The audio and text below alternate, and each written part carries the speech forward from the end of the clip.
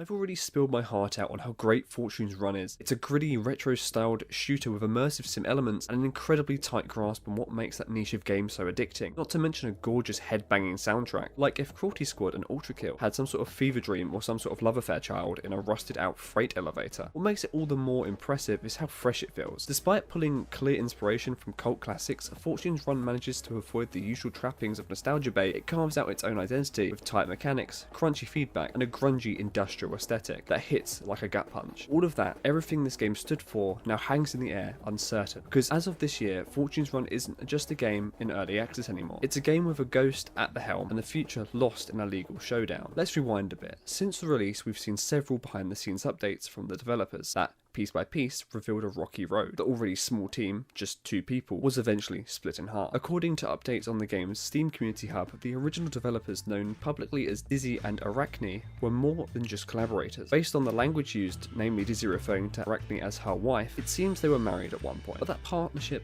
didn't last. In a candid post, Dizzy started that Arachne, now referred to as only the other dev, left the project after recovering from a botched back surgery. When she recovered, she was no longer interested in game development. Just like that, Fortune's Run became a solo project, and then silence. From July 10th, 2024 to January of the following year, no updates, no patches, no content drops, nothing. For a game already light on content and still technically in early access, that kind of gap is worrying. But what came next was even more shocking. On January 15, 2025, a new post emerged. In it, Dizzy revealed that they had been sentenced to prison. No specific crime was listed, but they mentioned in the case that it's been ongoing for over 5 years, long before Fortune's Run had even started development. According to Dizzy, this was tied to a former life that they had tried to leave behind. They claimed to have taken accountability and described themselves as a rightfully changed person, saying they admitted what they have done was wrong. They also addressed, and flat out denied, a disturbing wave of rumours that followed that their conviction was somehow related to sexual misconduct. Dizzy was clear that this was not the case and condemned the speculation. But here's the thing, those rumours didn't come out of nowhere. They were fueled, in part, by something that happened long before the sentencing. When Valve delayed the game's demo 3 separate times for what they cited as a reference to sexual assault. Although this isn't directly correlated, it's almost like a weird coating over the entire franchise and its developers that seems to be hindering them even in their real lives. This is just over speculation though. Even though that was related to in-game content, not real life events, stirred up an ugly storm. Fortune's Run isn't just a promising early access title, it's a cautionary tale wrapped in rumour and abandonment. And Arachne? She hasn't been mentioned by name in any other than the newer updates, just referenced vaguely as the other dev. Whether that's intentional distance or emotional fallout from something more personal, we don't know.